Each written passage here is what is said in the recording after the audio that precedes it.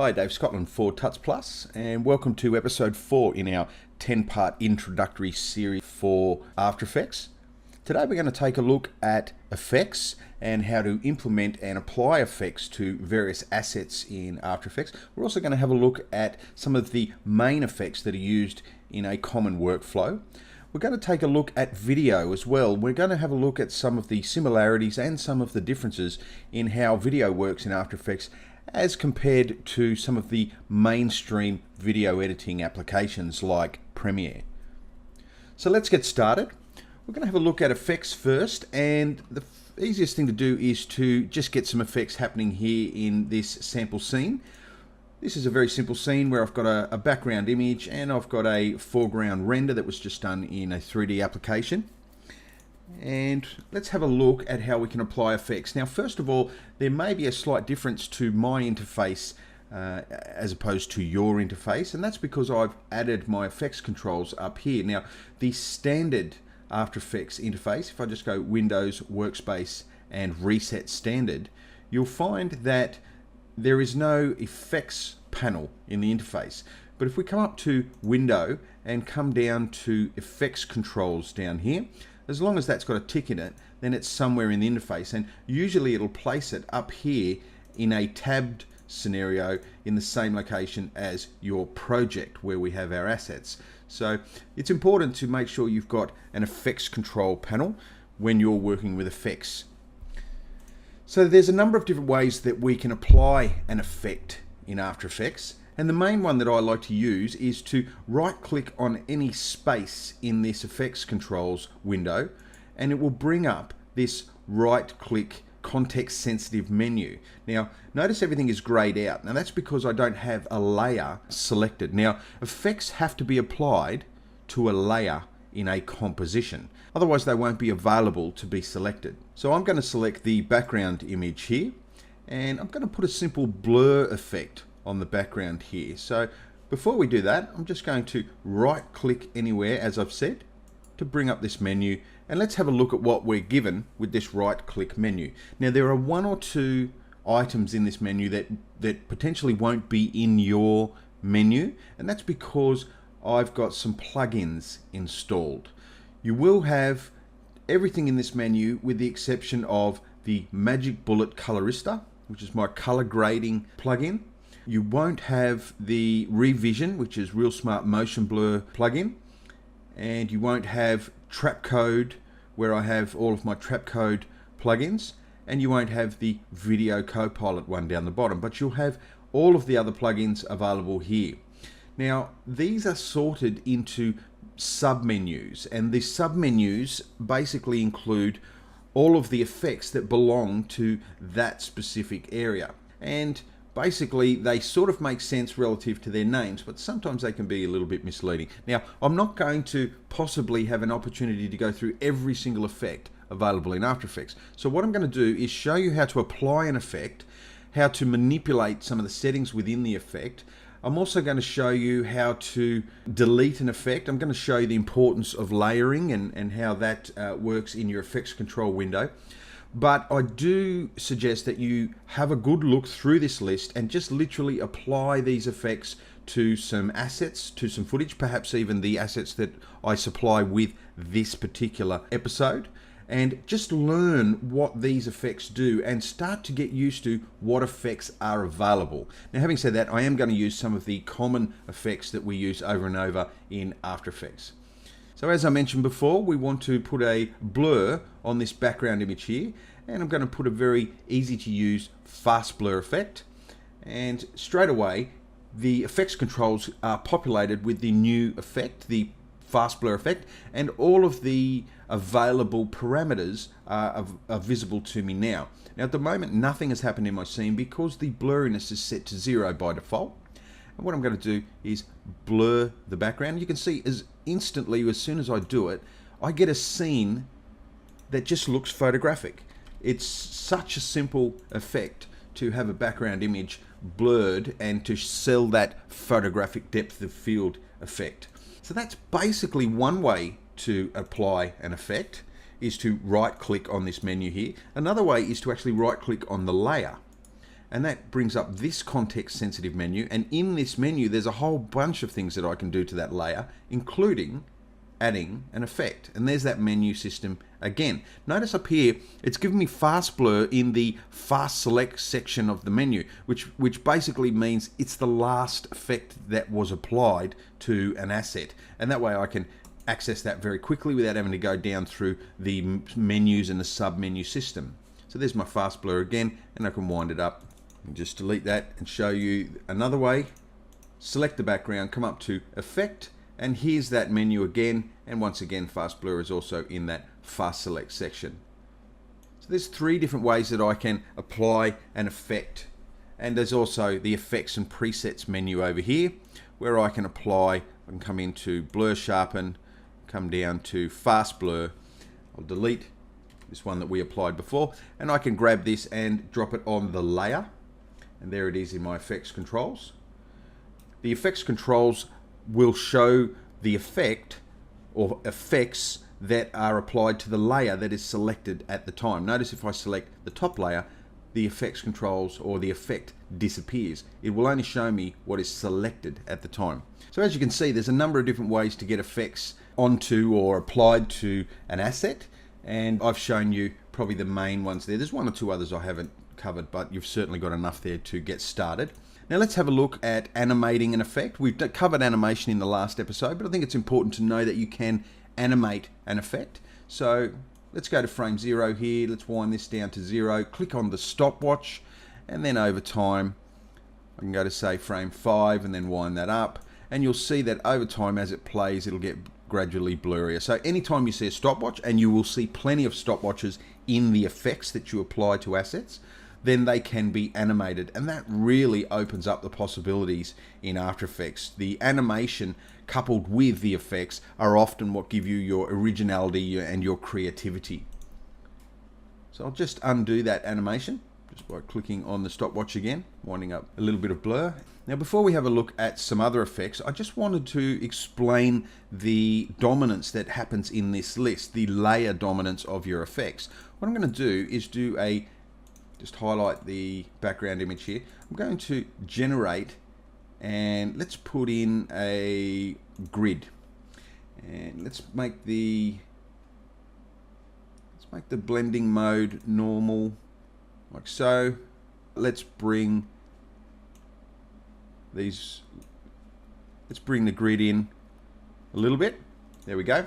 Now at the moment you can see that we have a blur, but the grid is quite sharp. But watch what happens when I swap these around and drag this up and put it on top of the blur. Now the blur is actually making the grid blurry and the background blurry. Now what this means, this is pure evidence that the layer order of your effects, and you can implement dozens and dozens of effects. There's really no limit to how many effects that you implement to an asset or a layer. But the order in which they fall is top to bottom, and you have to understand that it reads the grid and then the fast blur and then the next one and the next one, and it will read them sequentially from top to bottom. So it's very important for you to understand that the layer order of your effects is very important. You may have noticed the yellow triangle here. If I click on that, it'll pop me up a little window and show me what that means. This effect only supports 8 bits per channel color. Using this effect in a 32-bit per channel project may reduce color precision and may remove any high dynamic range values. Now, what this basically means, if I come back to my project, notice here, I've got it currently set to 32 bits per channel. By default, this will be set to 8 bits per channel, and that is the default when you start a new composition or a new project in After Effects. Now, if I hold down Alt, I can click on this number, and it will go to 8 bits per channel. Hold down Alt, click on it again, 16 bits, 32 bits, and then back to 8 bits again. So I'm not going to cover in this episode, but I will cover it in a future episode in this series, the importance of understanding bits per channel or bit depth for color information in a file. You'll notice now that that little triangle has gone because we are now in 8 bits per channel space.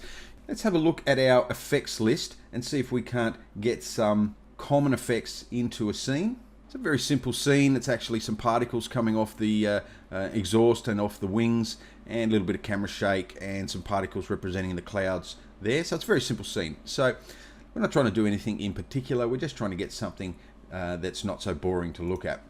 So let's highlight the layer and right click just to bring up this list and have a look at what we've got. I'm going to skip over 3D channels for now. I do have an example to show you shortly.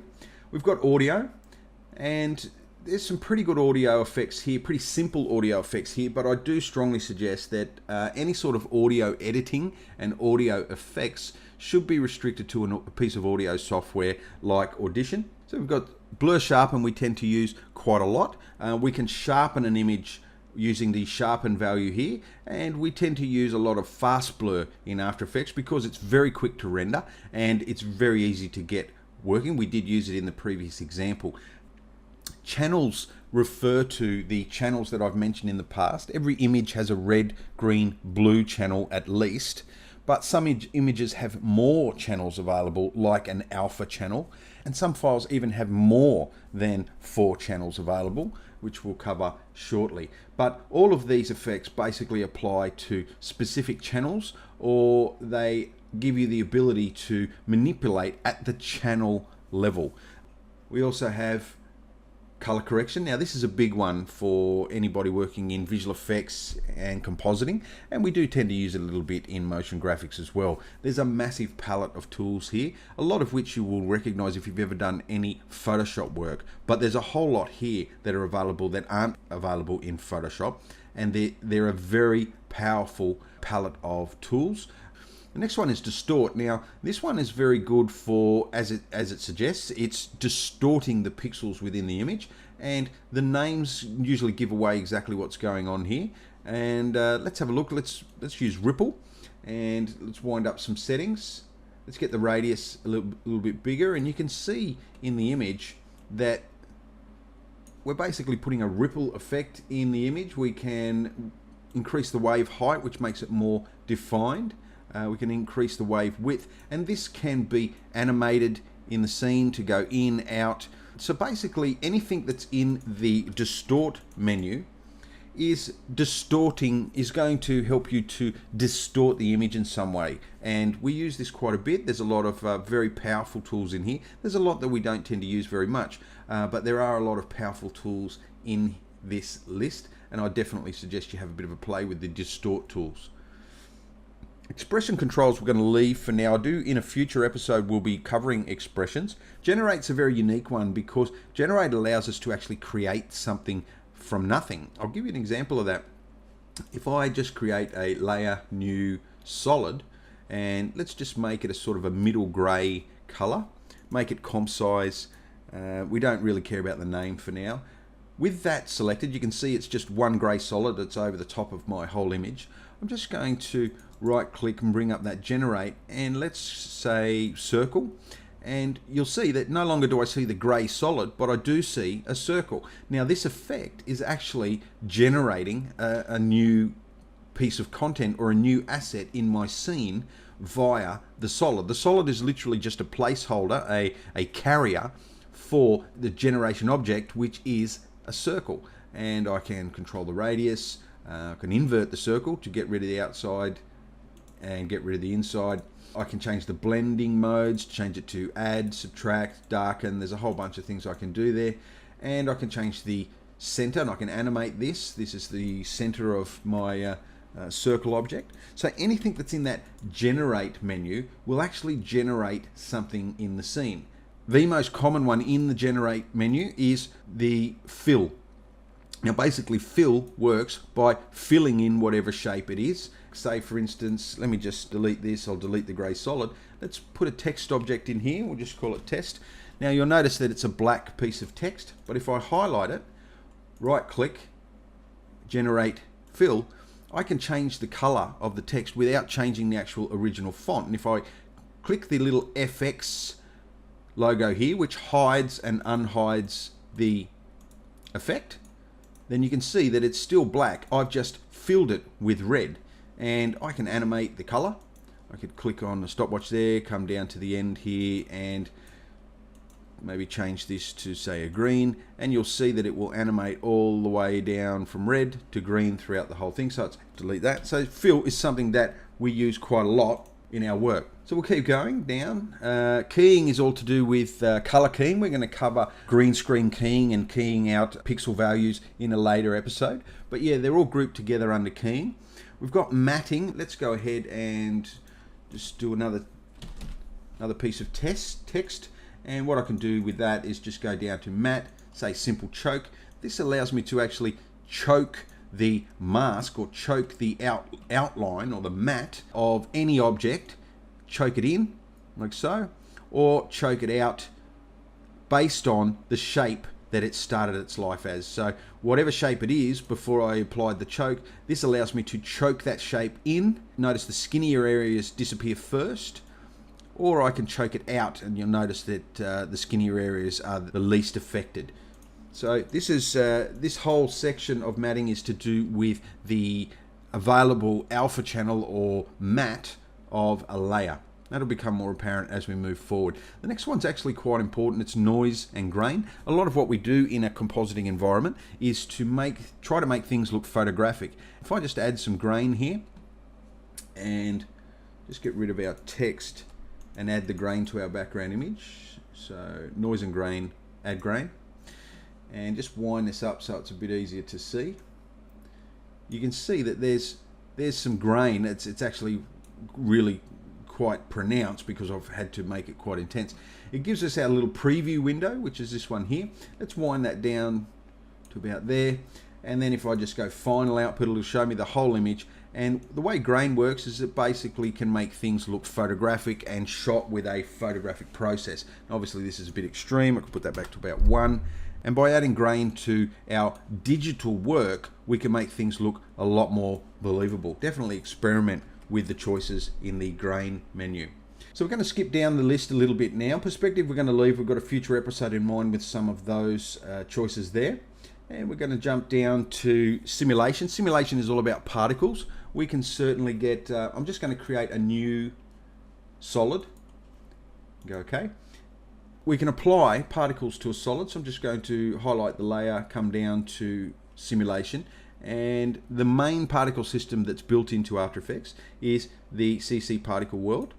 We're going to click on that, and you can see that we can actually get particles straight out of the box, and we can manipulate, change the birth rate, we can do all sorts of things. There are so many choices, and I could easily spend an hour just explaining all of the choices available in CC particle world. Let's jump down a little bit here. We've got some text. We can add numbers and time code. We're going to get to some time code later on. We've got time, where we can literally play with a little bit of time using echo and time warp, which is some common features. Transitions are very important, and one that I tend to use quite a bit is a linear wipe. I'm just going to apply that. If I wind the completion up, you'll see that it's basically a wipe, and I can animate this. I'm just going to click on the stopwatch, come through to about 4 seconds and come across, and you'll see that it will actually wipe across the scene to reveal. So these are transitions that are very similar to the transitions you will find in Premiere and a lot of other video editing applications. So definitely have a play with some of the transitions here. And the last thing I wanted to show you in effects was the Psycore effects, and I'll just get rid of that. You will notice in this list that there are a bunch of effects. If I just settle on, say, perspective, notice there's a CC in front of these effects here. If I go into simulation, there's a CC in front of all these effects here. Anytime you see a CC in front of an effect, it's referring to Psycore.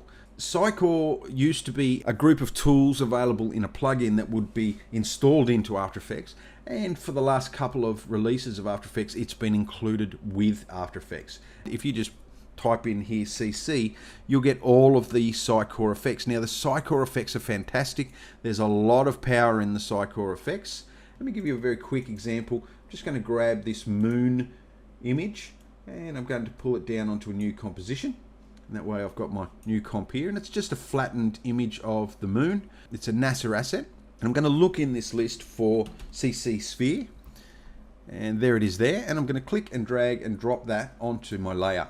And what you'll see is that the CC sphere is applied, and I can bring the radius up, And what it's actually done is it's wrapped that JPEG, which was flat, around a virtual sphere. Now it's important to note that this is not geometry, it's not like a 3D application, and when we get to 3D that will become more apparent, but I can make it look like it's a 3D object. I can come into the lighting and shading, I can increase the intensity, I can increase the light height, move it, change the light direction. I can animate all of these things too. I'll come up to my rotation settings here and I can animate the actual object rotating around on its axes, on its all three axes there. So this is a CC sphere effect, and I definitely suggest that you should go through the CC effects and familiarize yourself with exactly what they can do, because there's a lot of power there in that CC suite of effects that are spread throughout the effects menu. Now before we wrap up effects, I just wanted to show you this RPF example here. I'm not going to go into too much detail, but I just wanted to show you the importance of understanding what's available in the file so that you can bring certain effects to that file. Notice here I've got a JPEG, which is the road in the background here, and I've also got an RPF file, which is this one here with these objects rendered out of 3D. Now an RPF file, you may have never worked with an RPF file before, but if I highlight this RPF file in my project window, you'll notice up here that it's more than just colors plus. Notice if I highlight the road, it says millions of colors. This one is trillions of colors plus, and it also Z depth, material effects, object ID, and Z coverage. RPF is one of those files that is able to hold more than the 4 standard channels of red, green, blue, and alpha. It can hold quite a lot more. Some other examples are RLA files and EXR files, but they all do something very similar, which is they hold extra channel information. When I highlight the RPF and apply an effect up here by right clicking, this first section, 3D channel, is basically specifically designed to be used with file types that have more than the red, green, blue, and alpha information. So I can go ahead and grab something like a depth matte and everything disappears in the scene, but if I start to wind this number down, you can see what's happening.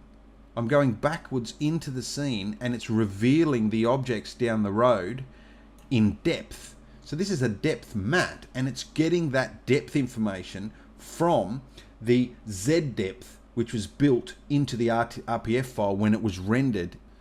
So that's about it for effects. I have skimmed over quite a lot there, but I really wanted to just get you started. I wanted you to be able to apply effects to various assets. And like I said before, please familiarize yourself with the effects that are available in After Effects if you plan to use After Effects as a creative tool.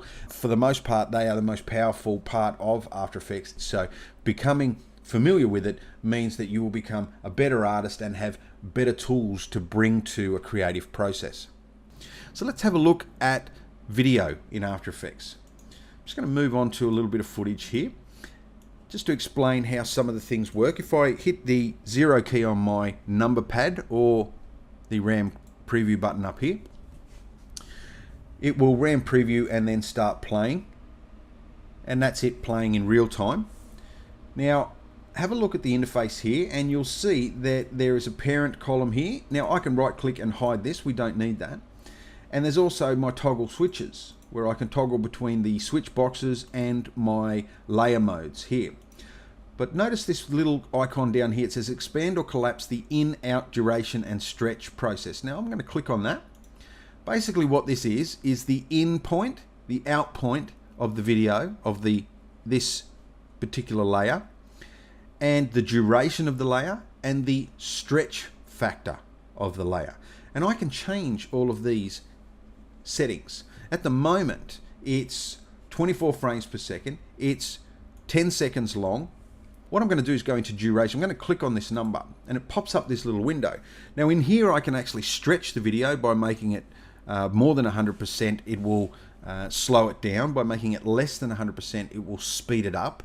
Or I can just change the duration. I'm going to make the new duration 5 seconds long, and notice it automatically changed the stretch factor to 50, and I'm going to go OK.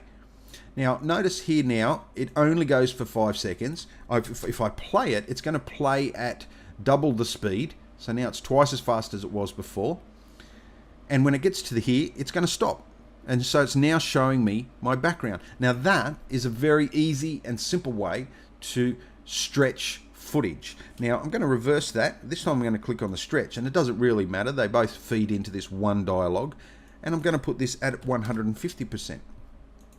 Notice that the time now goes beyond the timeline here, the 10-second mark, because it's actually 15 seconds long now. And if I press play, you'll see that the video is slowed down and it's much slower, but you'll also see that it's a bit jerky. Now I apologize, this tutorial has been recorded at 15 frames per second to keep it nice and small and easy for you to watch. Unfortunately, what that means is that you don't see playback as clean as it should be, but when you open this project file and follow along, you will see exactly what I'm talking about. So I do apologize for that. One thing to be aware of, what I'm going to do is just step through one frame at a time. Notice the difference between frame 1 and 2 is 0. There's no difference whatsoever. I'm just going to come up here and show you what I mean. I'm stepping through one frame at a time. Every couple of frames, it doubles the frame. It pauses almost for 2 frames in exactly the same spot, and then plays a couple of frames and then pauses. And that's because we have stretched the length of the video, but there's a limited amount of frames. When this video was recorded, it only has 24 frames in a second. Well, we've just asked it to have 60 frames in a second, or 56 frames in a second.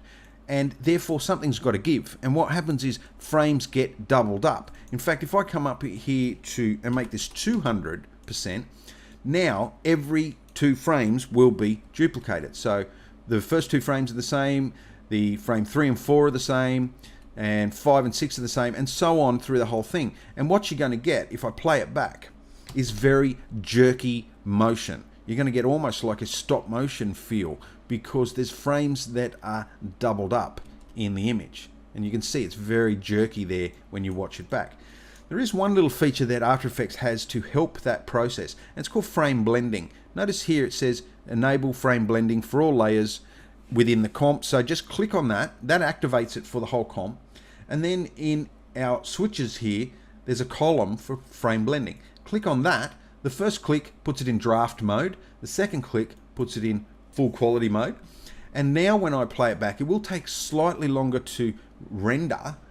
It is a little bit more intensive, but it is far less jerky in the image. And what frame blending does, it looks at the frame before, the frame after, it averages and creates a frame in between. So instead of pausing, instead of creating 2 frames that are identical, the second frame that's normally identical is now a blend between the first and the third frame. A little bit confusing, but definitely give it a try. It's well worth using that feature.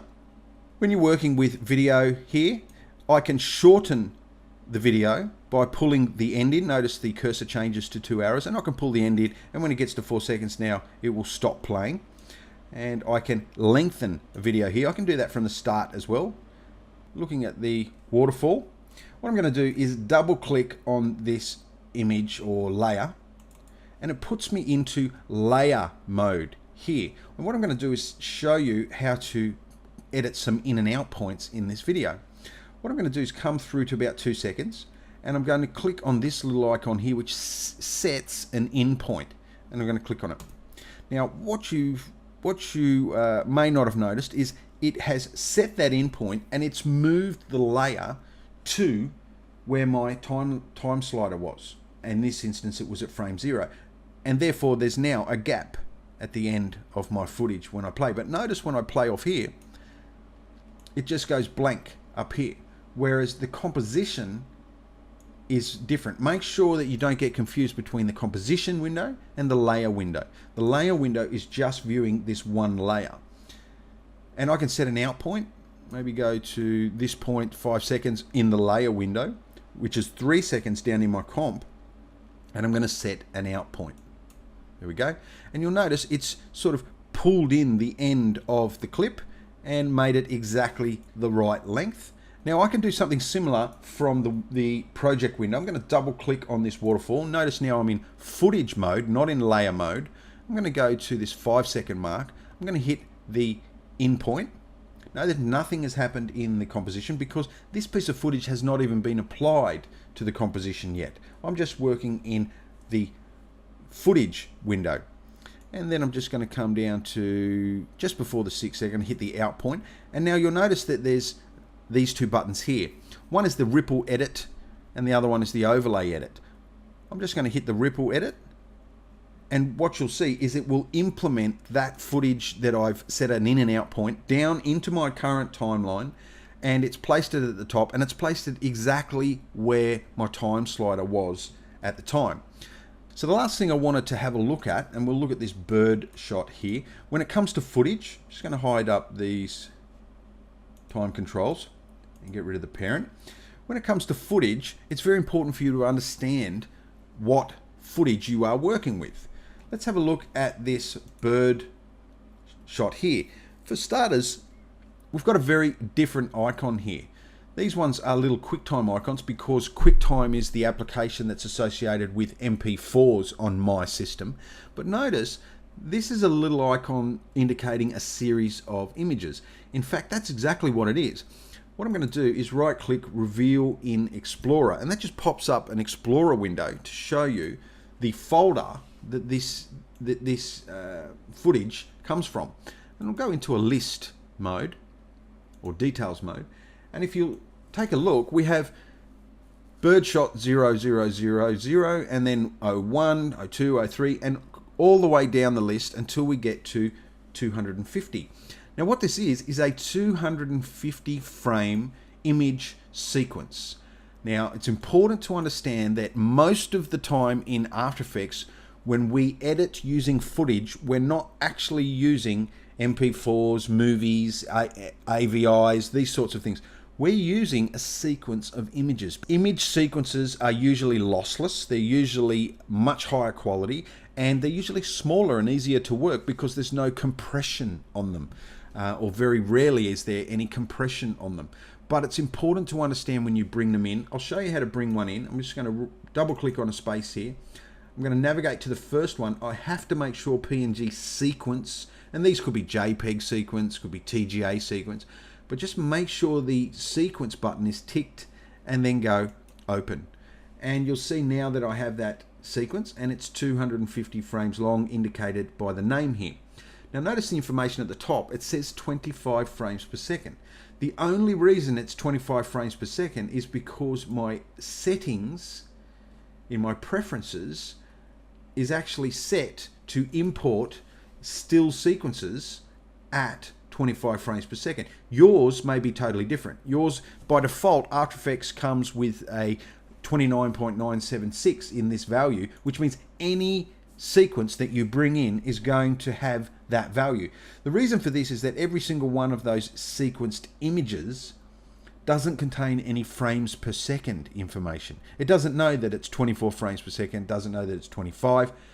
Not like an MOV or an AVI file or a video file. The video file already knows what frame rate it should be playing at. If I was to select this attack here, it says 24 frames per second. If I select this one, it says 25 frames per second. It's built in and it already knows what it should be playing at. An image sequence doesn't. It has to be told what to play at. And the native format for this image sequence of this bird is actually 50 frames per second. That's what it was filmed at with my DSLR. But notice when I brought it in the second time here, it's interpreted it as 25. So I'm going to show you how to interpret the footage. If we right click on the footage, come down to interpret, main, we can actually manipulate the interpret value here, which is instead of 25, it should be 50. So now you'll see up here it says 50 frames per second, and that's exactly what it should be. Okay, so that's going to be enough for you to get started with video. I definitely suggest that you try to implement or import some of your own video assets and try to create a composition, bring them down into the composition. I can bring them down out of my project window here. Probably one thing worth mentioning, if you want to start working on a piece of footage and you want the composition to be exactly the right size and length, go ahead and grab the piece of footage and drag it onto the composition button, and it will create a composition that is absolutely the perfect length and the perfect size for the footage. So you certainly should have enough to get started with video now and explore all the possibilities for video. You should be able to punch in some in and out points and get video working on the timeline. You should be able to stretch some video and play with some video. Most of all, you should be able to start applying effects to video and to image assets. Like I said before, your ability as an artist in this environment is directly proportionate to your familiarity with the tools that exist in this environment. And that's the same in any piece of software. So that's it for me. Until next time, bye for now.